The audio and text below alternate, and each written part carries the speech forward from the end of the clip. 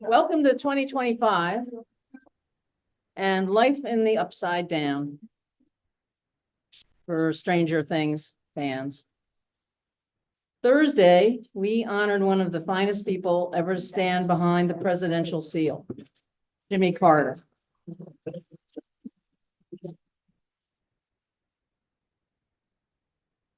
While his presidency was a mixed bag and marred by several major international and national events, including the Iran hostage situation, his post-presidency was perfection.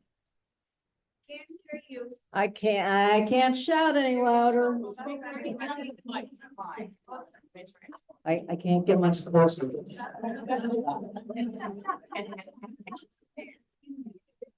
Meanwhile, is Bianca coming to see if she can? Okay. Meanwhile, in Florida, Donald Trump whined about the flags being flown at half-staff, during his inauguration, which I actually think is pretty appropriate.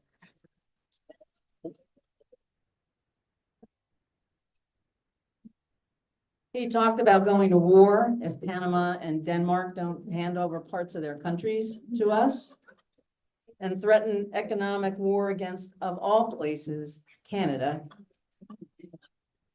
if they somehow don't acquiesce to becoming the 51st state. Faced with 4 years of having to deal with this BS, Justin Trudeau resigned. I don't know if there's a connection there or not, but. And a week from today, the man who last Friday was sentenced for 34 felony convictions after being turned away by his own Supreme Court, bought and paid for, will stand on the steps of the same Capitol where Jimmy Carter just lay in state and take an oath of office he has no intention of honoring. Today also happens to be the 140th birthday of Alice Paul. Does everybody know who Alice Paul is? No? Okay. Alice was a suffragette and the one of two architects of the ERA, which was first delivered to Congress 102 years ago. Today, it continues to be a dream unrealized. Joe Biden has 1 week left in which he could change that. If you haven't yet contacted the White House by email or text, I urge you to do it today. You can send an email to, you got little pens and paper on your tables, to president@whitehouse.gov or call 202-456-1111.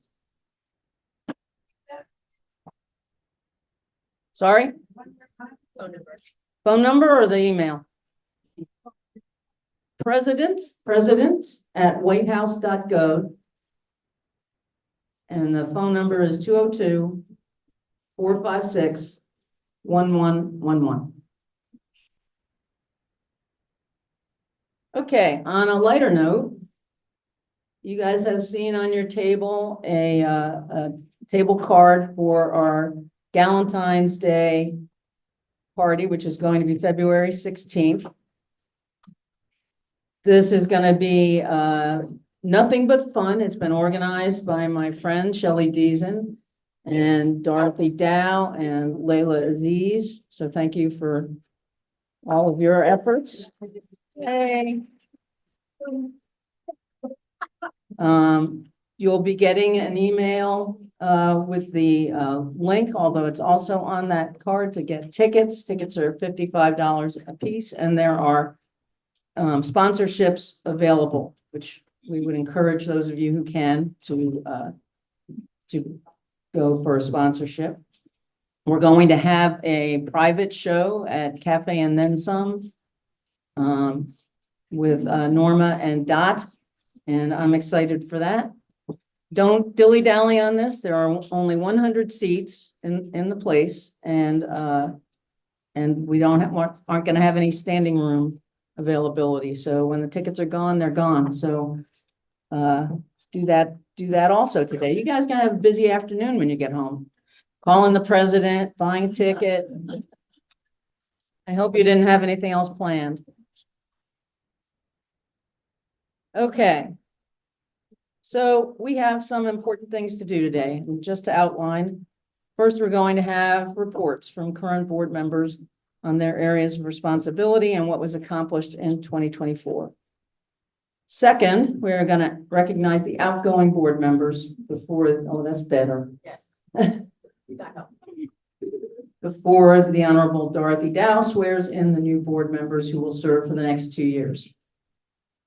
And finally, and this is the most important part for me, we're going to open the meeting up to you for your thoughts on what we did in the last year, what you think we should be doing this year, and any specific ideas you might have.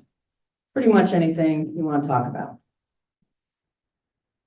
Okay, so let's get to it. To avoid stepping on anybody's toes, which I often do, I'm going to stay in my lane and look at the big picture. And I'm looking at it right now. And that's all of you. Through all of last year, our meeting attendance ranged from 120 to 184 people, which is incredible. Thank you.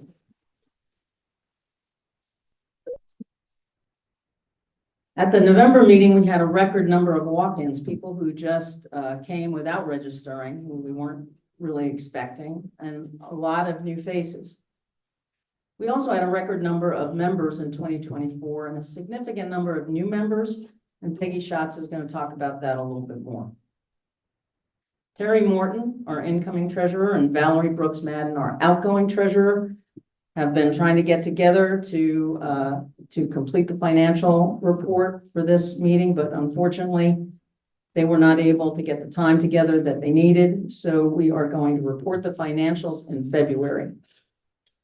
I do want to give you a very high level though, because it segues into some of the changes that we're making for 2025. The vast majority of our revenue comes from these lunches.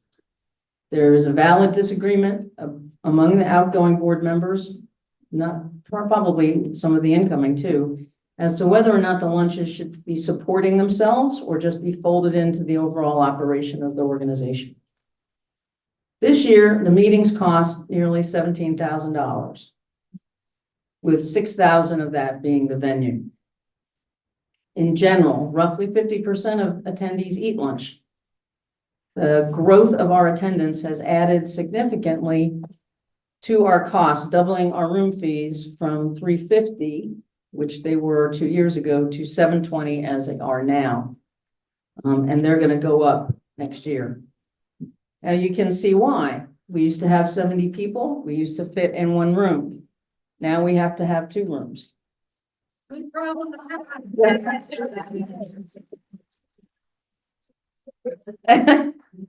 Thank you, Shelley.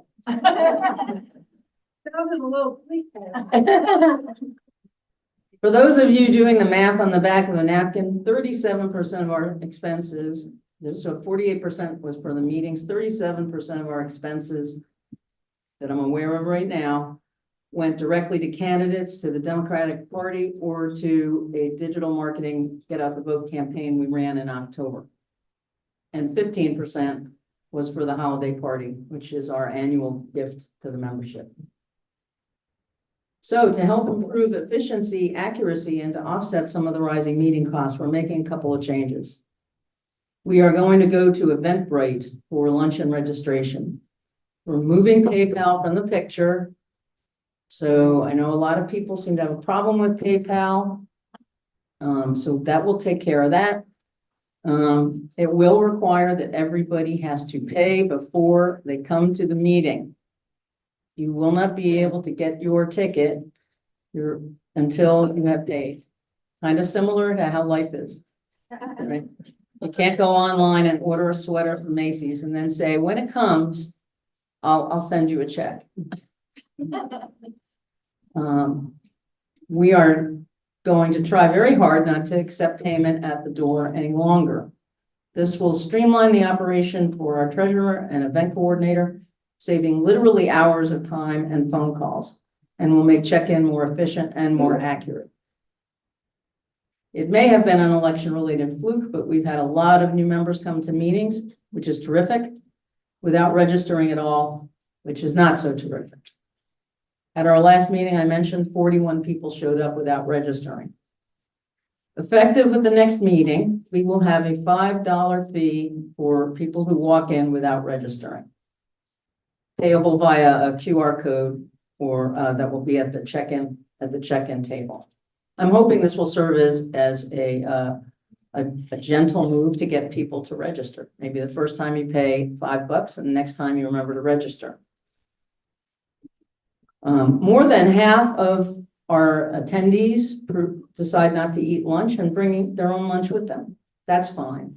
I want you to come to the meeting, not necessarily for the food, but for the fellowship, for the information, for the engagement with your tribe, and all of the other things you get from being here. But our size is driving up our costs.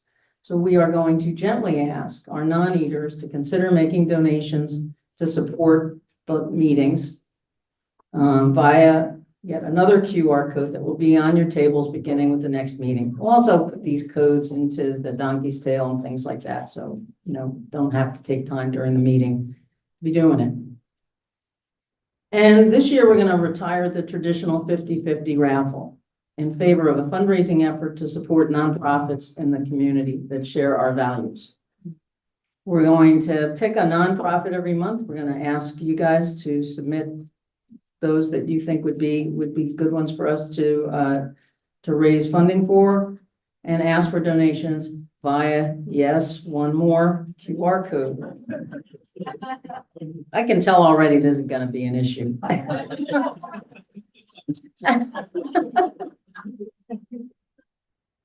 Anyway, so we're going to send that out in the donkey's tail and other emails so you can make those donations in advance. And we will send 50% of the donated funds to the organization of the month, and 50% will support them women. All right, those are the changes. You have questions about them, I will be here after the meeting, happy to discuss the reasoning and practicality of whatever of them for you.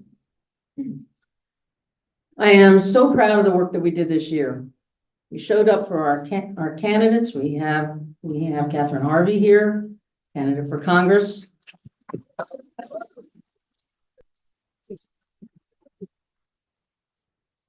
Well, I don't know that I'm overlooking anybody.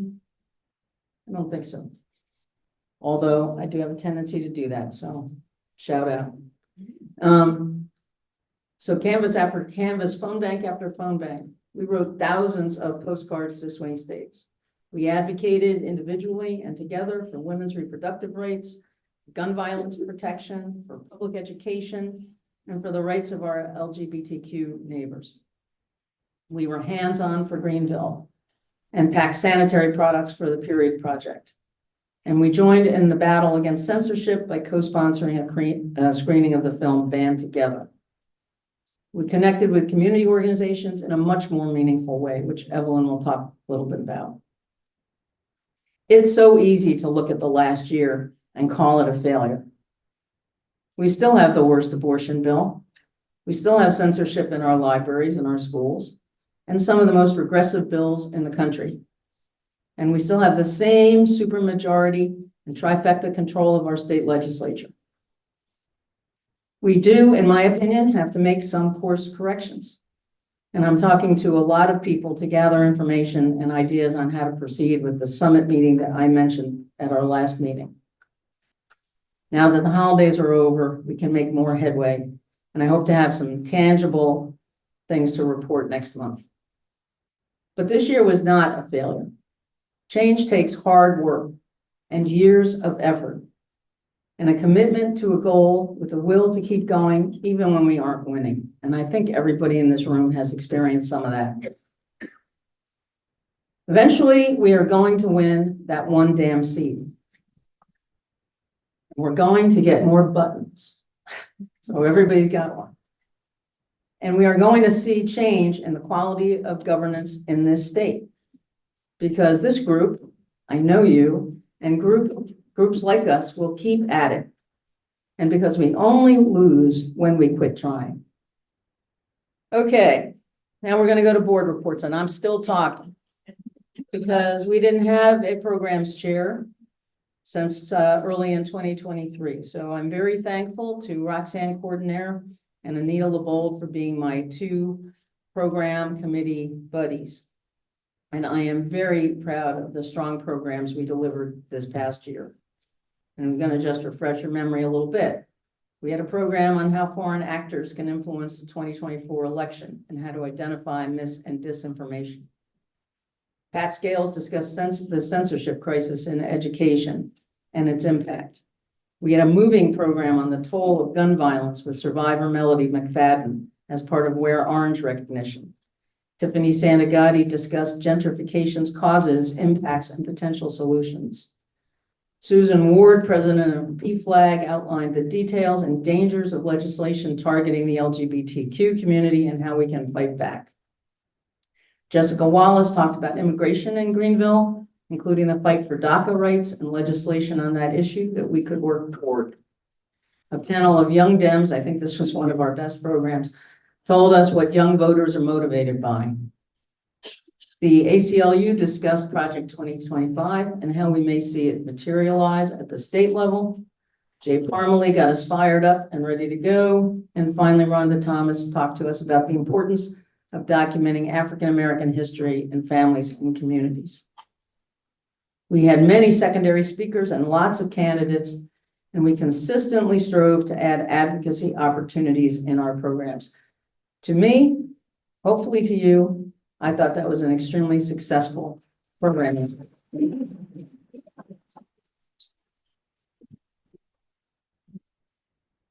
So next we're going to hear from Peggy Schott. Shots on membership. Peggy? Sorry, I have to sit in the back because I have to be out front before the meeting, so for my last time. Okay. So we had a very successful membership year, as you probably know. We had 348 paid members in 2024. That's compared to 348, that's compared to 256 in 2023 and 204 in 2022. So we really made some progress here. 192 of those 348 were renewals from previous years. 7 were lifetime members. You know, we have 7 lifetime members: Anna Smith, Margaret Paler, Ann Funderburg, Anita LeBold, Linda Hardman, Peggy Baxter. Is Peggy here? Peggy Baxter and Edith Chu. So we do have 7 lifetime members.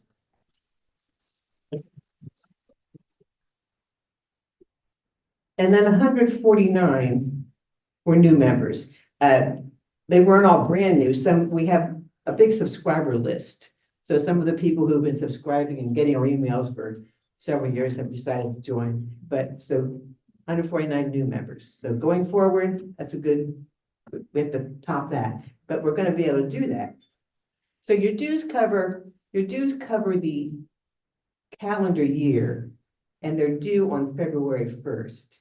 However, if you pay after November 1st, we give you we pay you for the next year. We don't make you pay again in February.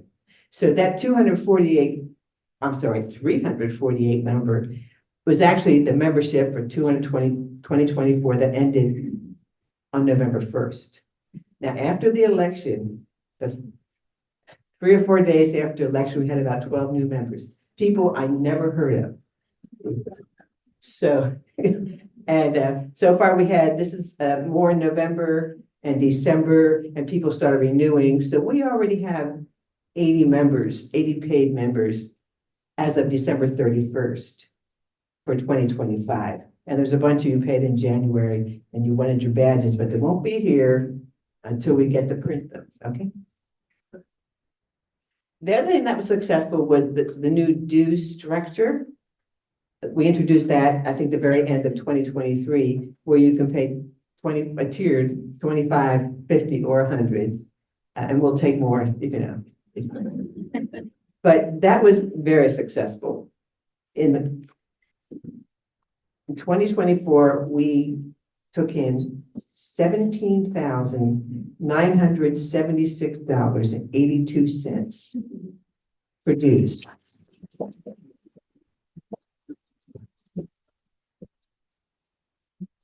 Now, that's a calendar year number, so those 80 people that joined in November, December, that's in there too, but that's great. As I was the treasurer of this organization for 4 years before I was the membership chair.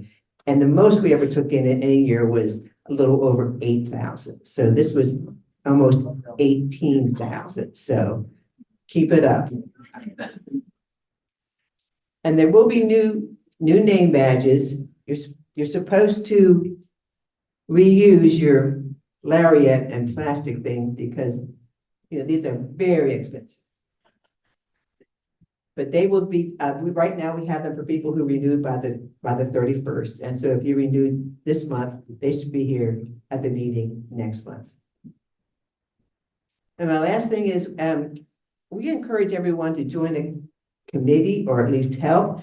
Last year when I was up there, I went back to my table and Eve Powell and Julie Mills volunteered to help me and they're still doing it. So yay.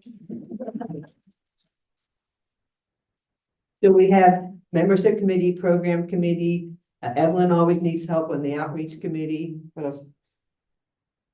Legislative committee, fundraising committee, the committee that puts on this. We used to call it the accommodations, but event committee. How about that? So anyway, thank you. Thank you for a very good year and do better next year.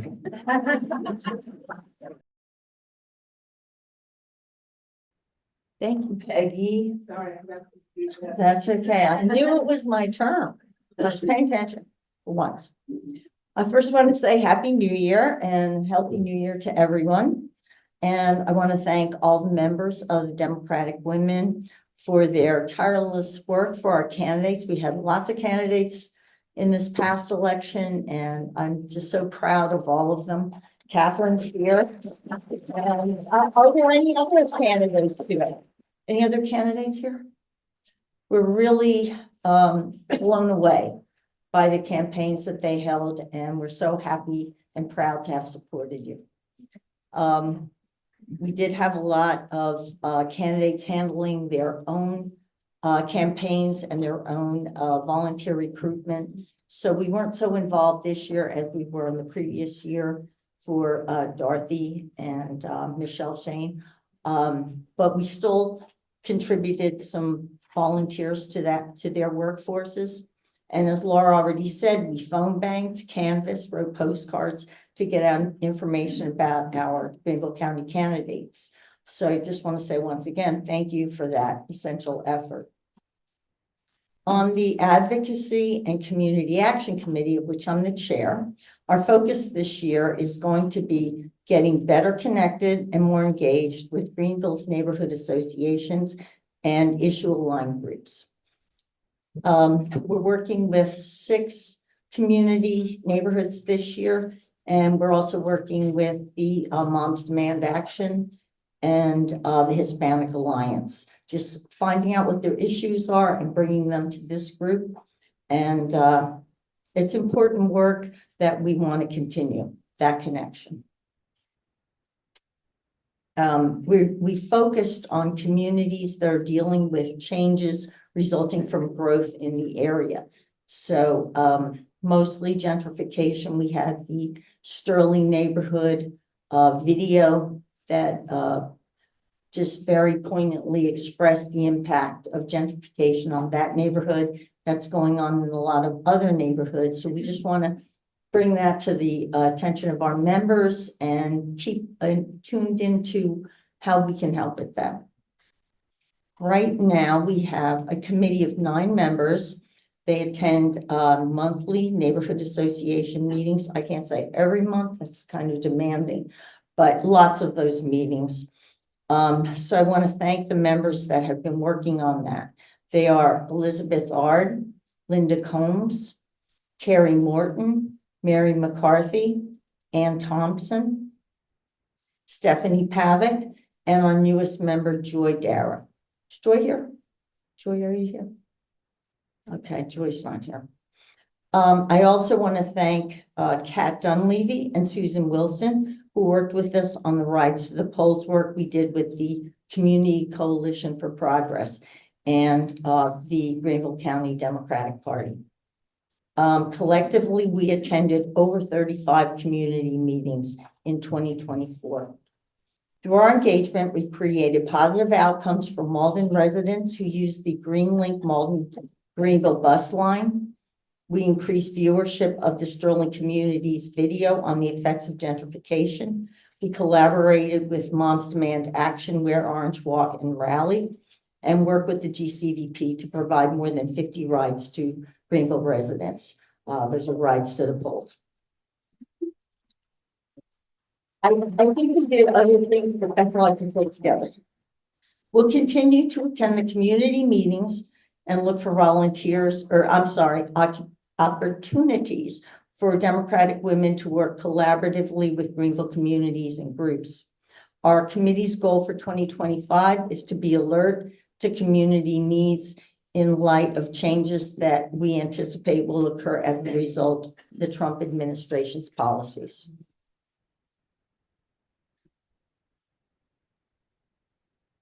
We'll look for our collaboration to facilitate connections, bring wider attention to community issues, and recruit volunteers who will work directly with those communities. Another goal for us will be to convey information on action alerts and legislative and county and city council actions. Zenobia Nelson, who's here with us, is going to help work with that, just those action alerts, getting that out to the members who are going to the community meetings.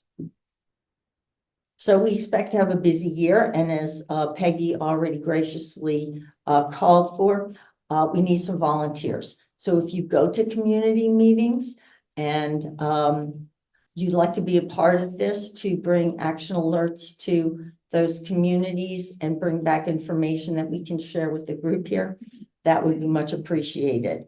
You can reach out to me at the advocacy-community@GreenvilleDemocrats.com website or email. I'm sorry, email.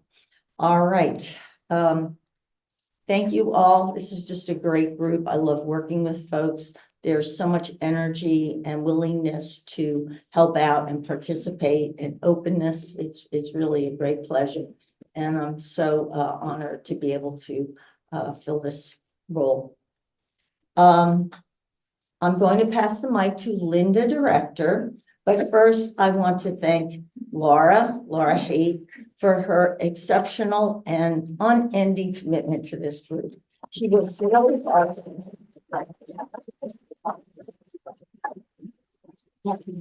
I can't say she's always like, oh yeah, let's do that, which is good.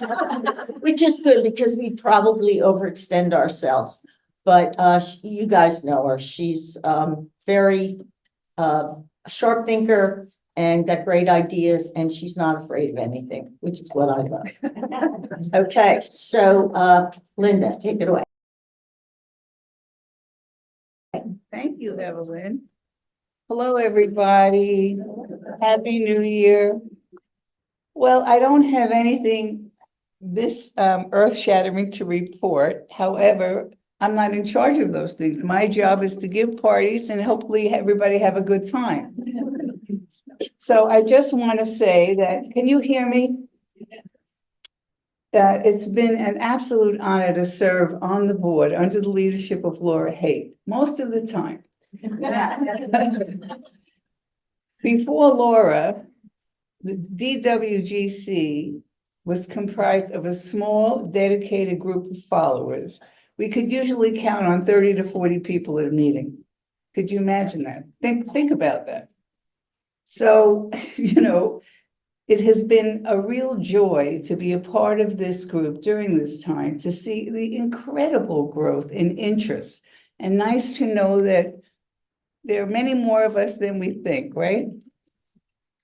So, you know, my goals as event chair was to provide a warm, friendly, and welcoming environment for members, potential members, and guests.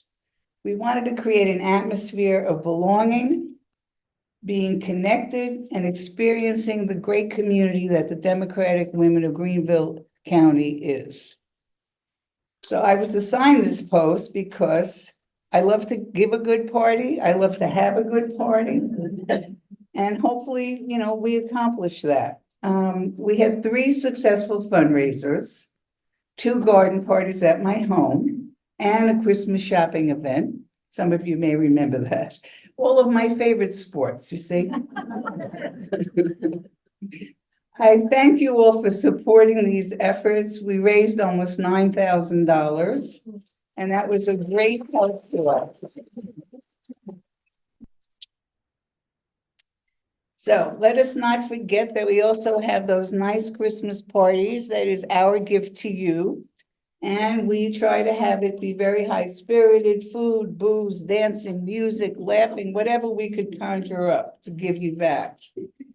So additionally, my intention was to consistently serve the best food I could, resources that would please as many palates as possible. Now, you know, we can't always succeed. You can't please everybody, but we really did make an effort. And also that we have to find food that is within our budget. And we try to give our business to organizations whose missions align with ours. We try to use not-for-profit companies, minority-owned businesses, and of course, if we could find that if they were democratically owned, we like that too. Let's see. Part of that plan was okay.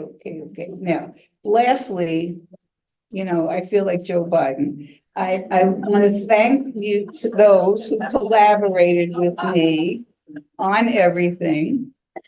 Jen Boffey, Valerie Brooks Madden, and Susan Stewart, who were my event steering committee. And to all my monthly support staff who kept things running smoothly and efficiently and mostly smiled through it. Janet Lamika, Ann Thompson, Bernadine Atkins, Kathleen Bitsura, Deb Grove, Marilyn Linder, Don Styron, and Elizabeth Ard. And hopefully I didn't forget anybody. And that's really it. And I want to thank all of you. And I really enjoyed this role. And I'll be seeing you around. I took a chair at a central table so that I would have a good outlook for taking photos. So that was why I had to kind of crawl over things on my way up here.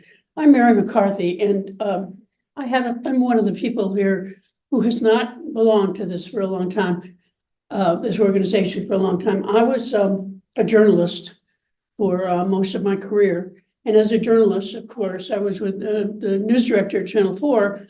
And so I could not belong to any political organizations. When I was free of that, and I put up my hand, and Laura saw me, and she brought me on in. And my primary responsibility is to do the donkey's tail, and I was trained for that by Laura and by Lucille Perwald. If you'll stand up, please, for just a second.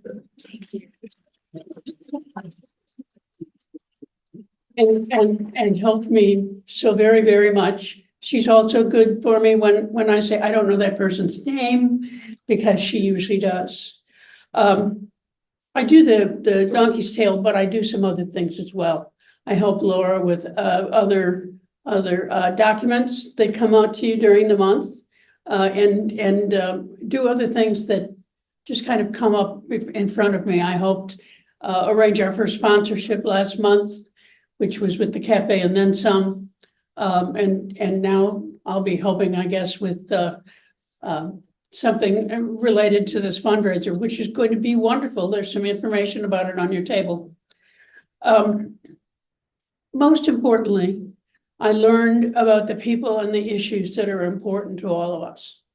And given that we're all from different parts of town, given that we all have different educational backgrounds or different social backgrounds or different numbers of children and so forth, we all come from different things. So I'm constantly saying, tell me about that. And please, when I say tell me about that, please do tell me about that, because I'm really trying to learn more about our community, about our organization, and about ways that we can help one another. I'm also always looking for ideas about stories. I have some people in my ACA group who are going to help me with a story for next week's newsletter. And I won't tell you what it is yet because I'll give them credit at the appropriate time. But please, just if you have an idea about a story about a person who's a wonderful volunteer or a good neighborhood person or an organization that you think should get some of our 50-50 cash, just tap my shoulder and I'll make note of it. So thank you very much. Thank you to Laura and thank you to Lucille for helping me along. Thank you to Kat for printing things when I needed things printed. And thank you to Jen for doing so many of the graphics for me. Thank you. That was my introduction. I'm Jen Boffey, and I am finishing out second year as outreach coordinator here for DEM Women. I've told the story. I moved to Greenville in 2022 and was excited to find some like-minded people. So I went to a casual coffee and met Laura and kind of talked about like, well, why don't I find more people like myself? And she said, well, we're here, but we're, it's hard for people to know that and see that. And I had a little bit of marketing experience from owning a small business and I didn't know anybody, so I wasn't really scared to offend anyone. So I became the outreach coordinator, which was a new position. In 2023, we really worked to establish some basics. We worked on our logo, we worked on some, branding, sort of type of thing. In 2024, we made that grow, and it was really exciting to see how we could take that to the next level. There are a few different categories within outreach. Merchandising was one of the bigger ones, and it is available. So we are looking for someone to kind of help and take that on. With that logo, we created that online store. We did sell, I think, 8 or 9 different items in 2024, kind of slowed down a little bit. But we also created a brand new shirt, the black with the pink. We still have it for sale. We'll be looking to kind of, do some more of those in person. And that is actually a local vendor here in Greenville that we're supporting by doing that. So that's pretty cool. And he gives us a great discount because it's local and because he sees what we're doing in the community. But merchandising has been a really a fun avenue to kind of like, well, what do people want to buy? Do they want a tote bag? Do they want, a blazer? Do they want a dog bandana? What's the fun thing? Just to simply get our name out there. People see the stickers. I love when I'm around and I see one of you guys at the mall and I want to be like, yay. So, that's a segment. Outreach is, like I said, we're kind of breaking it up because it is a lot for one person to take on. If you're interested in merchandising, if you're interested in signing up to stand at the table just one time during the year to, help sell, that would be great. So those are fun things there. Charitable endeavors. Us getting out in the community was another avenue and area that we did. We made it a goal to do one activity a quarter. And in 2024, our quarter one was we collected donations for the Habitat for Humanity thrift store. You guys blew me away. I had like 4 huge boxes in my car that I took and donated. It was just most of those things that are in new or great condition that somebody else can use, and they were at the thrift store, and then they sell those things and use that money to help Habitat for Humanity. We participated in Hands on Greenville, as Laura said. That's become an annual thing that we like to do, and usually we get the nice job of making the bags where it's kind of a assembly line that's a lot of fun and easy. We also participated with United Way's School Tools Book Drive. That was a really fun but simple thing because they were trying to get banned books in the hands of teachers and students within the county. So we collected money and then used their Amazon wish list. I got to go shopping with all that money to buy books for them and distributed it there. And then our fourth quarter one was volunteering for candidates. So that was not so much an organized thing that we all did together, but obviously it was, any way, shape or form. And there was tons of hours and energy that was used by us there. Wasn't really a charitable endeavor, but we did also host the Band Together documentary. Some really great filmmakers down in Charleston area put this together, and Josh from the ACLU came up and we were able to help spread the word and more information about what's happening. That documentary is going to be picked up at some point by a massive producer. So those of you that saw it with this or know where it began, you're going to see it on Netflix. It's headed that way. They're building all of that. They're actually having a screening on Inauguration Day, and they're using the marketing ploy of, we've got something better for you to watch. So, yeah. Yes, they are looking to collect a small donation. So if you're interested in supporting them, check our social media because I'm sharing it. I think it's like, I don't want to, it's less than $10 for you to watch it. You don't even have to watch it, but it's building. The more money they get, the more exposure, the better deal they get from Netflix. So they're in that growing process. We had summer meetings, which I think a lot of us liked because we know, as awesome as it is to meet on a Monday at noon, there's a lot of women in this community that can't make this time period. But it's hard because we're here now. So do we say yes to this group and no to them, or no to you guys and yes to them? So the summer hour, evening hours where we did 3 evening meetings, we got a whole, almost sometimes different group, which was awesome. So hopefully we continue to do that to kind of have different outreach. Some of the community events that we now, not community, but like the casual community things we do in the community that aren't our meeting. We started the Cocktails for Conversation where we meet monthly at Oak and Honey. Those are fabulous. They're really fun. It's easy. It's a drop-in thing. It's a really great way to connect more. I know a lot of us come in here like, oh, everyone seems nice, but like, how do I get to know them? How do I get to know if I want to go to lunch with them or play pickleball or, all those things? Say hi, come to the Cocktails and Conversation, those things. Liz and Julia, if you'd stand up real quick, I know I won't, they're gonna take that on as being the official hostesses moving forward. So please support and encourage them. Book club is another one that we got started a few years ago and is a lot of fun. You do not have to read the book to come to book club. I think I read 1 this past year and I went to probably 6 of the events. So it is fun to read it. It is good discussion, but it is not mandatory. It's part of it. And if the book is too heavy for you, because some of our books are really incredible works, but they're hard sometimes. So anyway, don't let the book part discourage you from the community building part. But they are incredible books and great conversations, and it really opens up your perspectives to some things that are different. We are moving that from, it used to be the 4th Monday. It's now the 4th Thursday at Foxcroft Wine. They are phenomenal hosts for us. They give us that gorgeous front room with the beautiful wooden table. And we have Kitty and Debbie, if they wouldn't mind standing and waving. They are our hostesses for that. And January's book is, she's got it right there. What is it? Man's Search for Meaning? Yes. Okay, so that's the January book. And the group, we usually decide then of like, well, what do we want to read next? Who's got an idea? So you can come with an idea. You can come just for the wine. That's there. What else? Social media. I am going to continue to do the social media aspect of outreach moving forward. Like I said, we are looking for, that's my creative part doing that there, but we do a lot there and it reaches a lot of people. I try really hard to push things out that I think are helpful, informative. I don't go low. I don't share the funny, silly stuff. I know a lot of you are like, here's this nasty thing about Trump posted. We go a different vibe. So it's out there if you want it. I know you can find it elsewhere.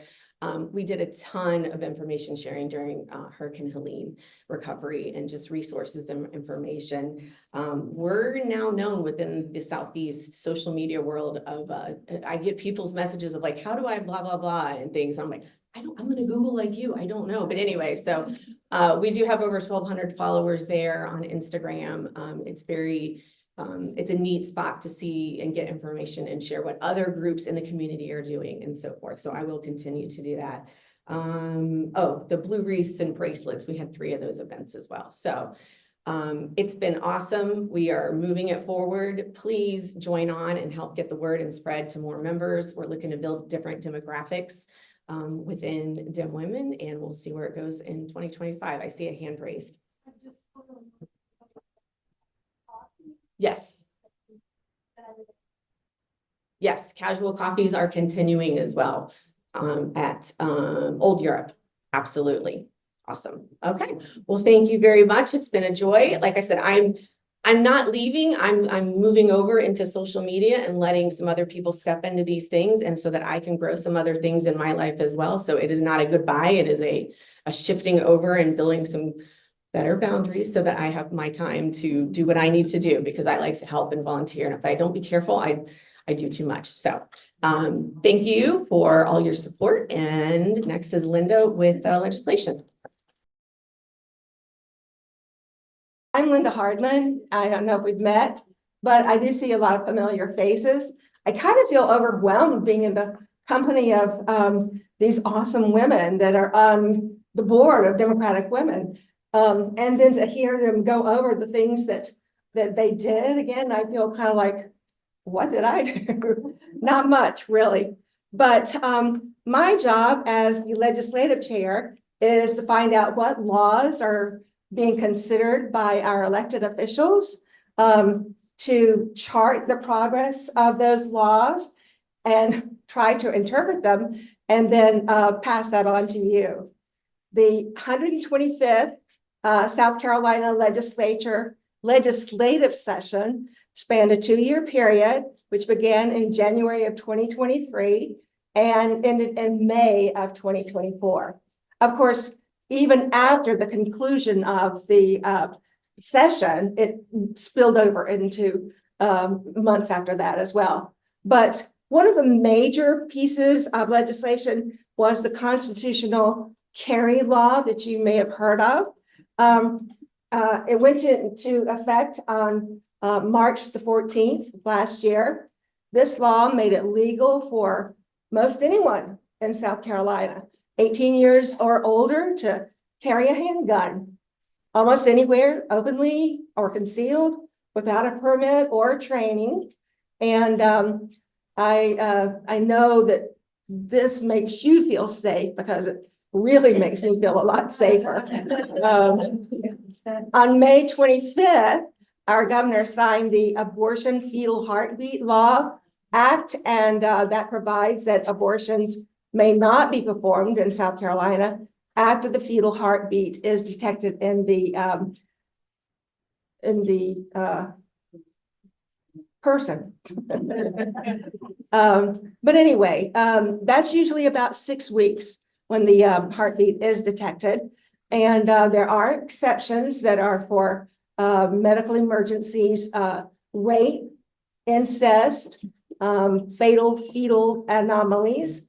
And this law also creates the penalties for doctors who perform any of the abortions, as well as making sure they understand that they have to report to law and officials anybody who has allegedly been raped or has been the victim of incest. The Education Scholarship Trust Fund, nice name for the fact that it's really vouchers as we know it. That act was signed by the governor into law in 2023. And that allowed for students in any school in South Carolina, including private and charter schools, whatever, any school outside of their zoned district. And it provided a state-funded savings account for students to go to these schools other than their zoned school. And this voucher program, however, was struck down on September 12th by our Supreme Court, because our Constitution says that no, tax monies from South Carolina can be used for private schools. Now we're going to hear a little bit more about that, because, as soon as they got the word that it was unconstitutional, they started working on it right away. How can we, retool the wording, how we can, kind of trick people into the Supreme Court, especially into passing this law. So right now, I tell you, they got on that fast, but right now they're looking at some sort of a lottery. We'll see. But anyway, there are a number of other controversial hot button issues that kept our elected officials busy. As we had 244 bills that were signed into law over the 2-year legislative period. And we can expect to see a lot more action coming up. The judicial reform, energy reform, consolidation of health agencies, because we have, those are spread out and they're repeating some of the same services. So that's going to be, I think, one of the things that we see. There are going to be tax cuts. We have a 6% income tax, one of the lowest in the nation. And that's why I think a lot of people find South Carolina desirable to retire. And I think that they're looking to even make that lower. So another thing too, the education censorship bill will get a lot more attention, as well as student transgender targeting. We'll see that probably reworked where it can be signed into law. And in addition to the vouchers. And I think that you're going to be surprised. I mean, we may not hear that much about it, but our very, I guess, the thorn in the side of the Republican caucus, which is the Freedom Caucus, is coming out with a lot more religious type bills that are they're trying to get into the schools. For one, they want a chaplain in every school.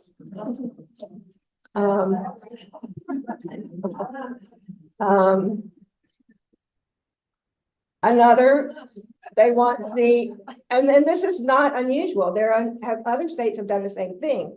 They want the 10 Commandments posted in all classrooms.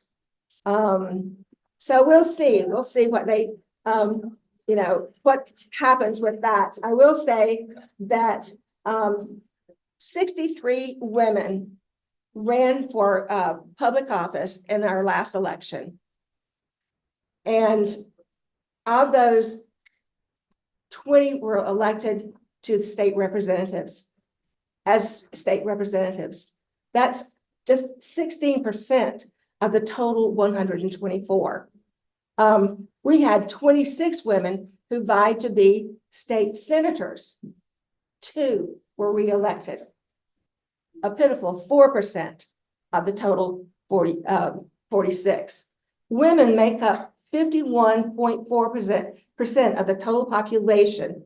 And we have 1.8 million women voters compared to 1.45 million male voters in South Carolina. We need to do something about women in office. We are becoming marginalized, and once that happens, our concerns are not going to be important, and they very, very little, as I would think right now, anyway. But one of the other things, real quickly, and I'm going to say this real fast. I'm sorry. Maybe I won't say it. No, say real fast. Okay. As you know, in 2023, October 2023, the 5 senators, female senators from South Carolina, were awarded the John F. Kennedy, Profiles in Courage Award. So, in the election this year, we had one senator the independent senator, decided not to run. The 3 Republican senators, female senators, all lost in their primaries. All 3 of them were victims of a very effective smear campaign from the Personhood South Carolina that labeled them sisters of death, liberal liars, and baby killers.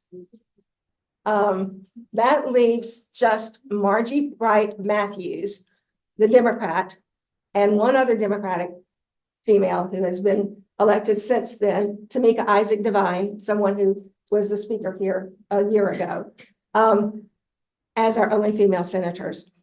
South Carolina currently has the lowest female representation in our legislature in the country. We do want to do something about that. I do thank all the people, all the females, all the women who have run for office. I see, well, I'm trying to see. Those of you who have run before, I appreciate your courage. We have very smart, brilliant, very poised and very knowledgeable women in South Carolina. I want to encourage you to run again if you ran before. Don't give up. We need your leadership on the state level. And one final thing is, thank you all for, putting up with me. I've been on the board for a couple of years, but, I will always be here to enjoy your company.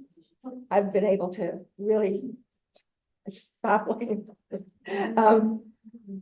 I've been very fortunate to serve on the board with a lot of really wonderful people in the past and in this particular board under the leadership of Laura. So I'm very lucky to have been this close to the things that were going on. And I hope that if you know someone who would like to run for office, that you will keep encouraging them. We need them in Columbia making laws. We need to be seen. Thank you. Okay.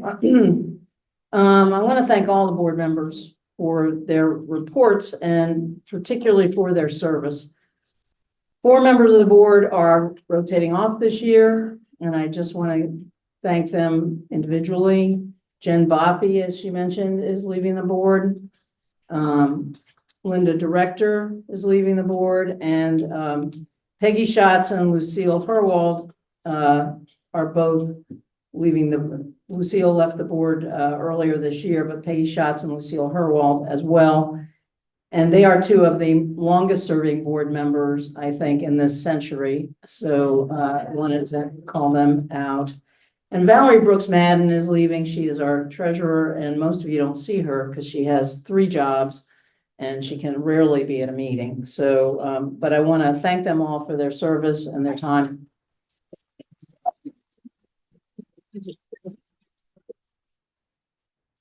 Okay, so now I'm going to turn this over to Shelley Deason. Hi. I am thrilled and honored to introduce our incoming executive board, an equally impressive group of women who've agreed to continue the great leadership tradition of this organization.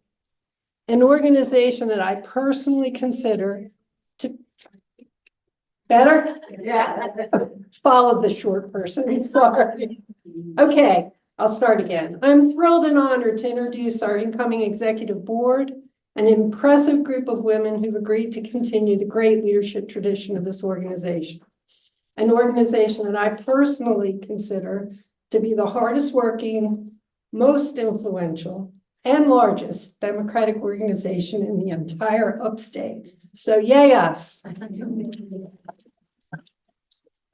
I'd also like to take a minute to thank the decades of women who filled these roles in the past and brought us to this moment today. They all know who they are, but we are fortunate because of them to enjoy a strong, active membership guided by thoughtful leaders. So, new board members, as I call your name, please join me. First up is our new treasurer, Terry Morton. Terry, will you please come up here? Terry brings to this position a 30-year career as a budget director and controller in Central Michigan. You may know her as an engaged party volunteer who will serve as the headquarter co-office manager as well as treasurer. Next, allow me to introduce Olivia Robinson. Olivia, are you here? Yay! Olivia Robinson is joining the board as secretary. She was a corporation tax auditor with New York State and a financial specialist with the TSA. She was also on the board of directors of the Girl Scout Council of Western New York. I wasn't kidding when I said this group was impressive and especially credentialed. Our third vice chair is Evelyn Nocella, and she doesn't need an introduction, even though she didn't get one earlier. Evelyn is retiring as secretary and committee chair of the Advocacy and Community Awareness Committee to assume the newly created position, focusing solely on community engagement and advocacy. She's a former educator and ESL teacher, a former president of North Greenville Dems, and is one of the party's most dedicated volunteers.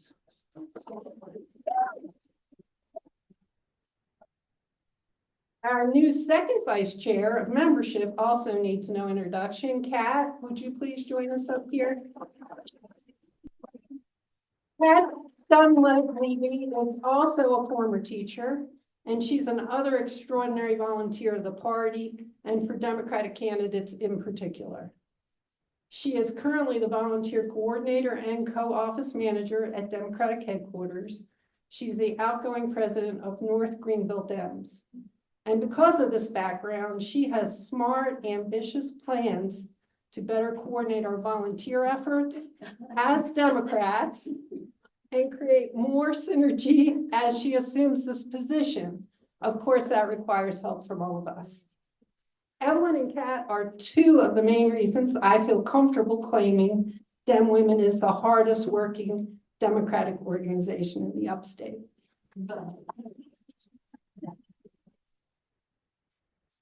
Roxanne Cordonnier is not here, but she is a longtime member of Dem Women and an active volunteer with the party. She's a communications professional, a former media star, and she's been part of the Dem Women communications team since 2017. She will be assuming the role of VP Chair of Programs, which she's been assisting Laura with during this past term. Her experience and institutional knowledge are priceless for our organization. And last but not least, a real coup for the nominating committee. Our fearless leader, President Laura Hay,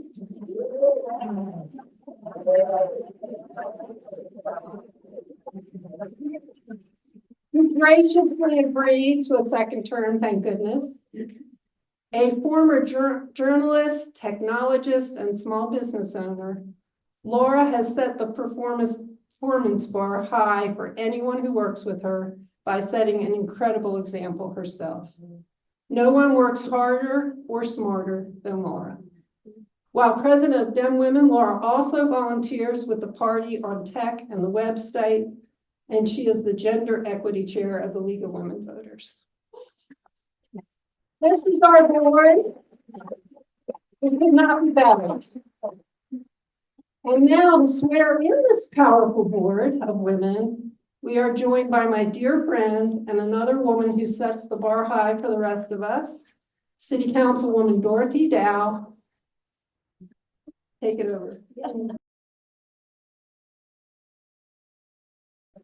I was having a New York moment with a fellow New Yorker. Go Bills. It's great to see everybody here, and I just want to take 1 minute to share maybe something that can make us feel a little bit better, given where we are this moment in time. I had a brief conversation with Hal Wu. Hal, raise your hand. You know, sort of an impending doom kind of conversation, given that we're 1 week out. And, you know, Hal and I go way back, and I think we go back to finding each other in the midst of the 2016 election. What I shared with him is, oh, I feel much better this time around because I know. And the fear of the unknown in the last time is what had me in a tither. My fear was losing our health insurance, as my husband had a pre-existing condition at the time. So thank you, Senator Murkowski, Senator Collins, and Senator McCain from saving my family from our greatest fear. And note that those were 3 Republicans that saved the ACA, in addition to every Democrat. So thank them too, please. But, you know, so have hope. If we don't have hope, there really isn't much point in us spending time together. And stay optimistic. If there's one thing to stay optimistic about, it's that this will be over in 4 years. He cannot run again. And you know, I'll cling to anything. Trust but verify. I say this as an elected official with respect for others who serve in office, truly. And there are some of them here, Representative Robinson Simpson. And are there any other elected officials or formerly elected officials? Glenda Morrison Fair, our school board rep. That we have to serve with those of our other party. We're thankfully in a democracy and there's representation from both sides. So I trust my representatives at the local, county, state, federal level to do the right thing. They don't always, in my view, but when they say they're going to do something that I agree with, I say thank you, and then I verify that they did it.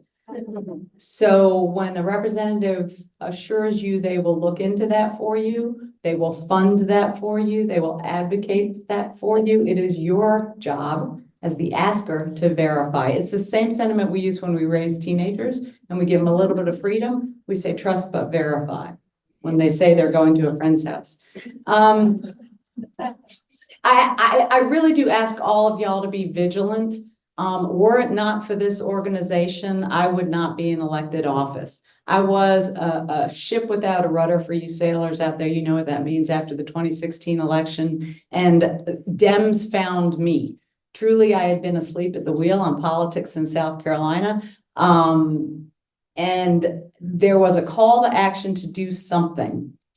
As for me, I put myself on the bench to run for office. Now that was a 2.5+ year journey to get ready for that.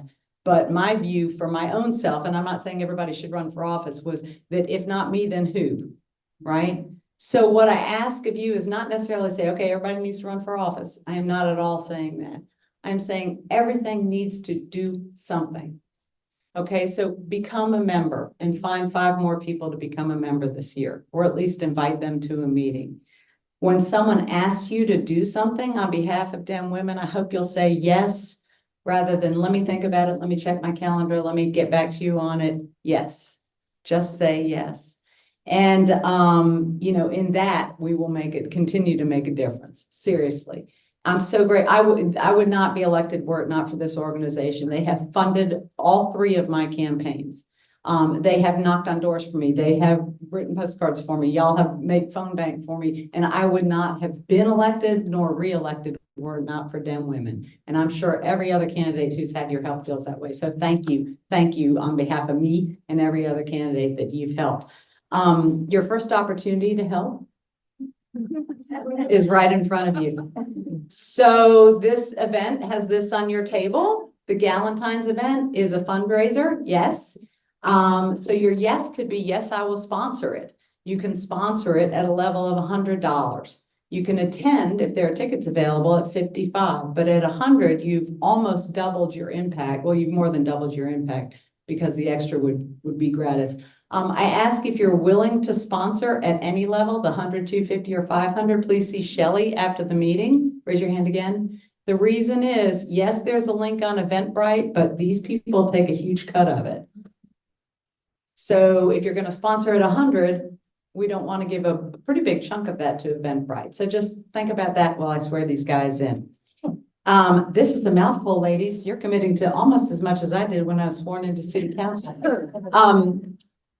And I wore this suit. This was the first suit I was sworn in on. When I first got elected, I had flipped the council to a Democratic majority, and I said, I'm going in big with this one, you know, to show what it meant. And so I wanted to wear it today just to say, I hope you remember today. You have all said yes. We all say, no, we say thank you. So they've said yes. You all say thank you for saying it. I'm sorry, I set y'all up. So we really appreciate, thank you for your service in advance. I have to turn because I like to look at you as I ask you these questions just to make sure you're all responding. Okay, so they raise their right hand. Okay. I solemnly promise I will solemnly promise I will fulfill my duties as an officer to the best of my ability, fulfill my duties as an officer to the best of my ability, uphold and further the objectives of the organization, uphold and further the objectives of the organization, and not endorse or support in any way and not endorse or support in any way a candidate opposing the Democratic candidate in any election, a candidate opposing the Democratic candidate in any election for local, state, or national office. for the local, state, or national office. I will not provide any support, I will not provide any support, financial or in-kind services, financial or in-kind services, whether for hire or complimentary, whether for hire or complimentary, for a Republican in a contest against a Democrat. or a Republican in a contest against a Democrat. Thank you for your service.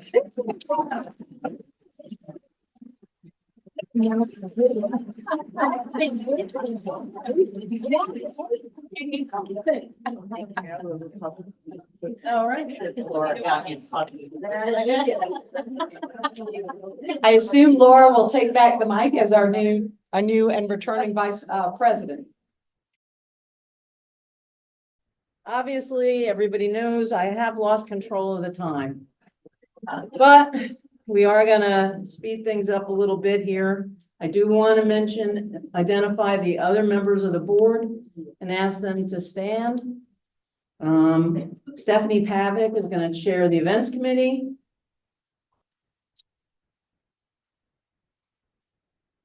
Bernadine Atkins will be our fundraising chair. Linda Hardman is returning as legislative chair. And Mary McCarthy, who was communications chair most of this year, will continue into 2025.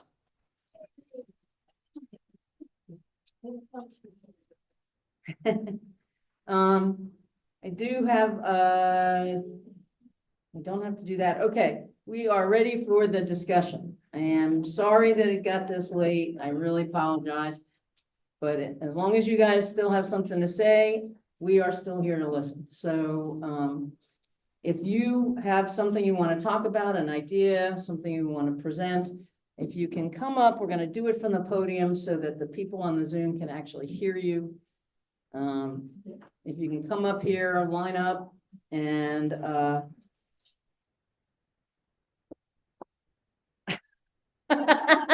taking notes. Give me their name on the card. Okay, so when you do come up, if you would announce your name first so that our secretary gets the information down.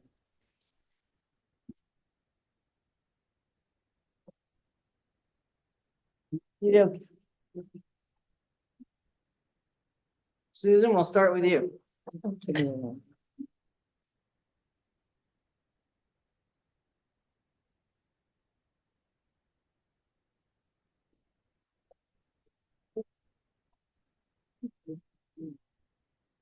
Hello, everybody. My name is Susan Wilson. I'm not a great spokesperson, but what happened out this summer, I found out that I think we need to participate more into communities, knocking on doors, introducing ourselves to who we are, what we are up against with what we are fighting for.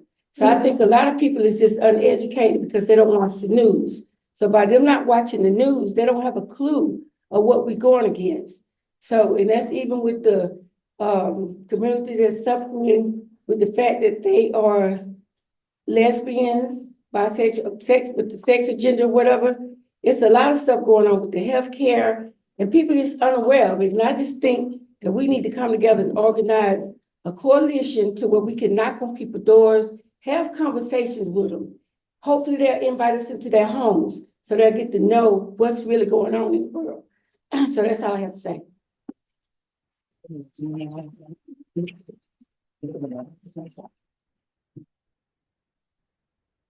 I can't believe there's not anybody else who doesn't have. One from Zoom, great. Deborah Pickens says congratulations to the board members. Thank you, Deborah. Come on, I know there's something you don't like and would like to change. Come on. Let's have it.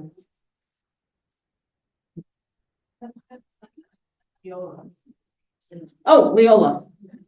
Can you come up so that the people on the Zoom can hear you and we can get it on the recording? I don't think they're working.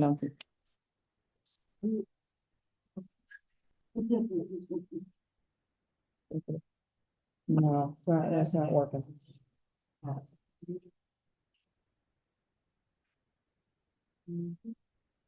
Thought they were working before, but.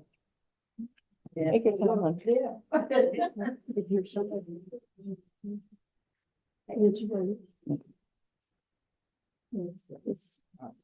well, let's.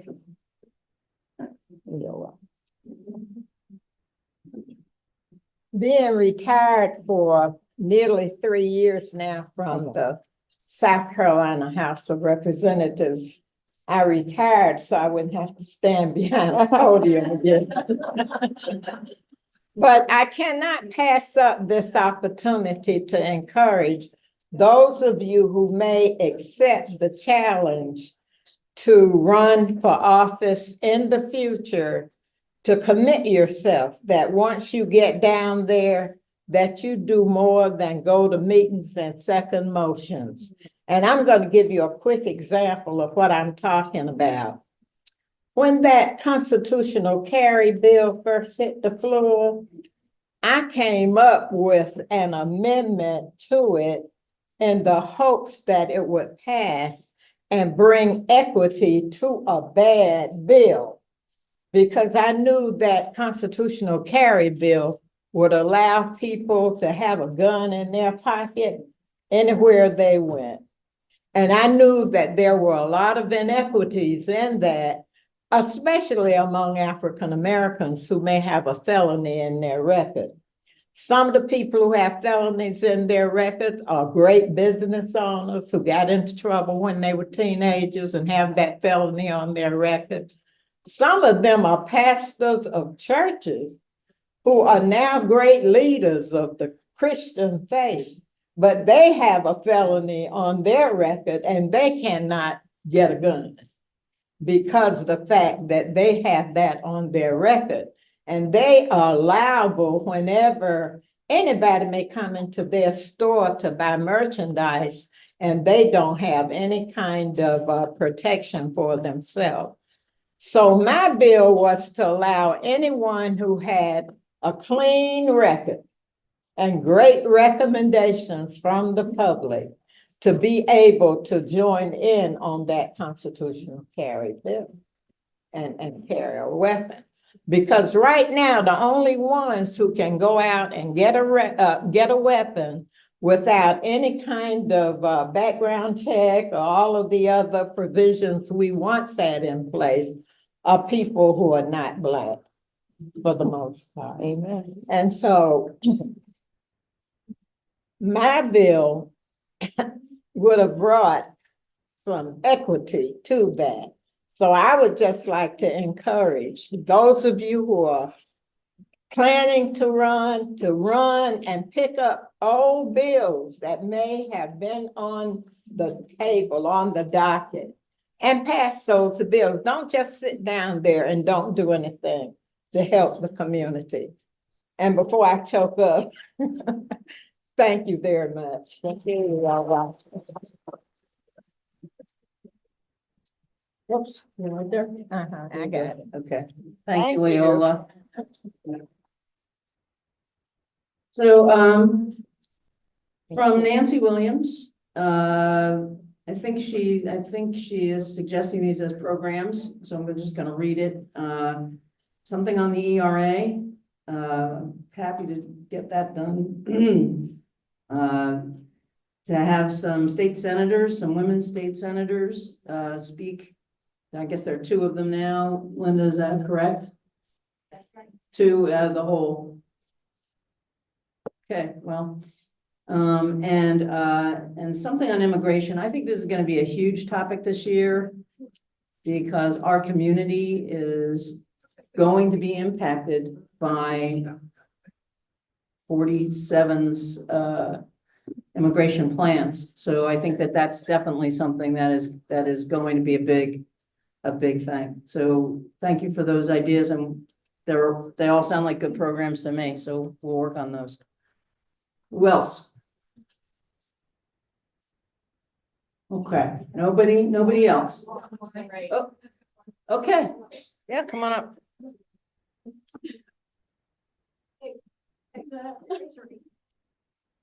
Thank you. So I'm going to finish. Hi, my name is Caroline Allison. I'm a new member and I'm excited to be here. Another good friend of mine who is also a new member but couldn't attend the meeting today. Her name is Emily Weich, and that is in Weich as in Greenville. She is an environmental attorney with the Southern Environmental Law Center. She works out of Charleston, but she lives in the Greenville area. And I would really love her to be able to come speak to environmental issues. I'm texting her now because I knew she couldn't make it, but I said, hey, can I write your name down for this? And she said there's a really big deal energy bill coming before the State General Assembly this year that will have an impact on the state. So I would love for her to be able to come speak to that. So we have a greater understanding of kind of what that means. She's my go-to for, hey, explain this to me. Like, what is the legalese behind this? What does this mean? And the Southern Environmental Law Center just does really great work. So that's what I'm writing down on my card. Thank you.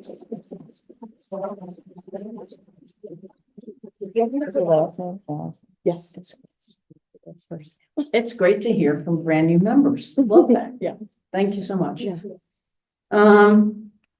Other ideas, other comments. There's one Over here. in the back of the room. Arm is up.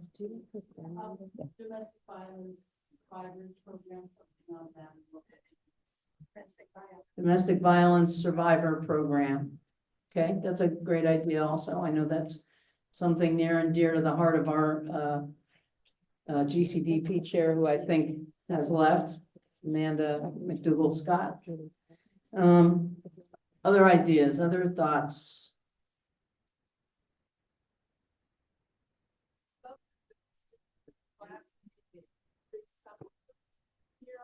Right. Right. So I think I mentioned a little bit before that I've been talking to a lot of people about the summit, trying to get a lot of different views about how to pull it together, what we should be focusing on. It's been a little rough during the holiday season to get to a lot of people. So I'm hoping to have something more substantive for the February meeting. Is that a statewide thing or A Greenville thing, upstate thing. Bernadine. So, I know we've got some outreach in the community, programs to some towns, when have their own resources, and we want some of those people coming to us. You know, we have representatives going to their meetings. Why don't we bring them here? Okay, so for the people on for the recording and the people on the Zoom, I know they couldn't hear that, is to have people from the community associations, neighborhood associations come to talk to us about the issues in their communities. The HEAL board, which being one.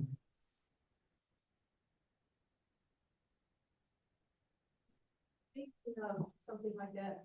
I've recently been involved a little bit with Indivisible Upstate. And I think our missions and their missions are very similar.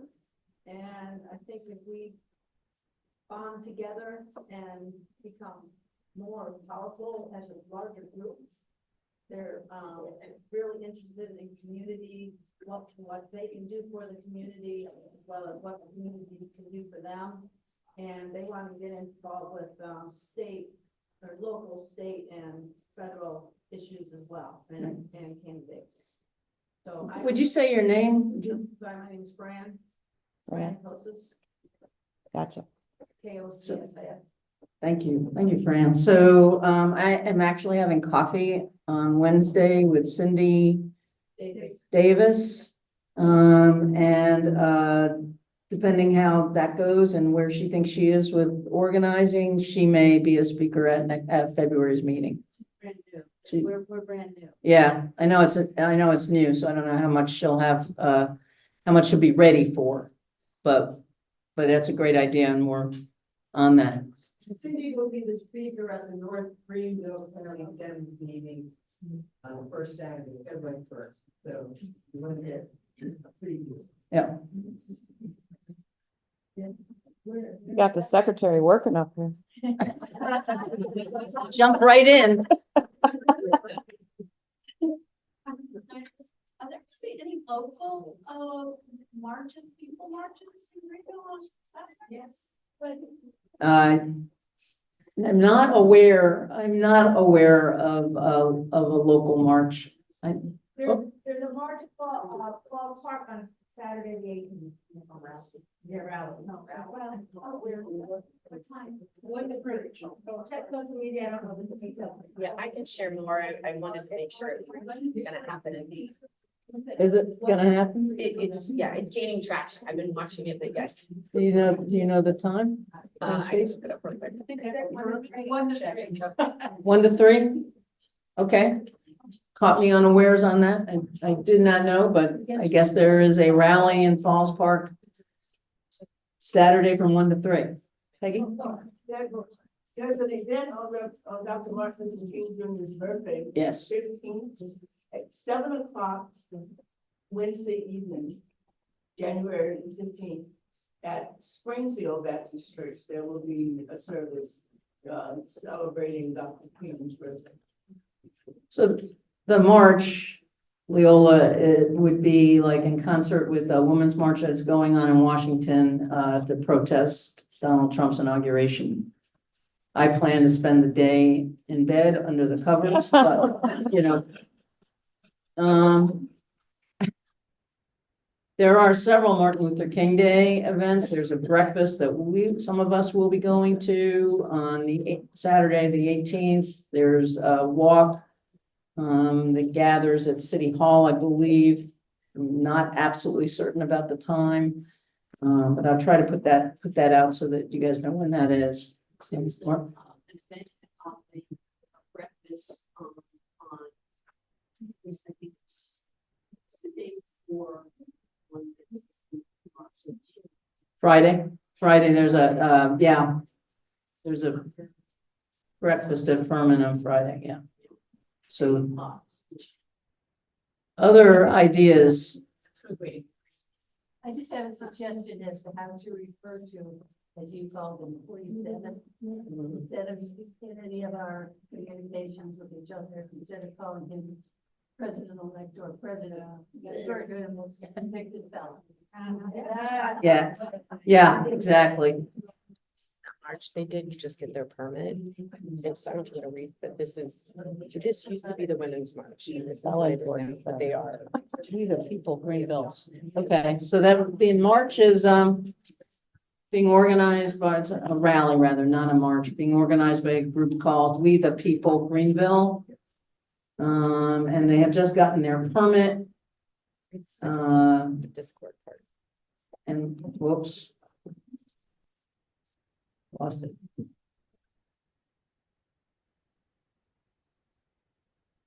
It's not a, Okay, so they say sometimes there's a place for discord, but it's not here. This is a space where we unify. This is a time to rally around each other and find our connective web that moves us forward. We rally for different reasons, but we are here for one cause. Us? Yes, us or US? I didn't write it. I don't know. Okay, But that's it's the former Women's March. This is their new version of that. So it's not used women anymore. to be the Women's March, okay. What time and what day?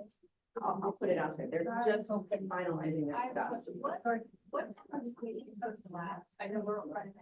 Okay, they're supposed to be over at 1:30, so I am a little behind. Typically, we start at 12:15 and can't really do it in less than an hour and 15 minutes, so typically typically at 1:30. This is going over a lot, yes, I know. This is exceptionally long. Okay, if we don't have more questions, I just want to mention one thing. When we have leftover food, if it is not made by the Kroc Center, we take it to food banks and organizations that feed the hungry. So if you have paid for your lunch ticket, if you are paid lunch eater, and they put some boxes out, I think. You are welcome to take some of the leftover. If you have not paid, we would prefer you not do that because we do give the food to people who need it. So I think that we've answered all the questions we got. You are welcome to always email me at demwomen@greenvilledemocrats.com with your ideas. I want to hear them, even if they're not flattering. I don't love that, but you know, we want to be better every year.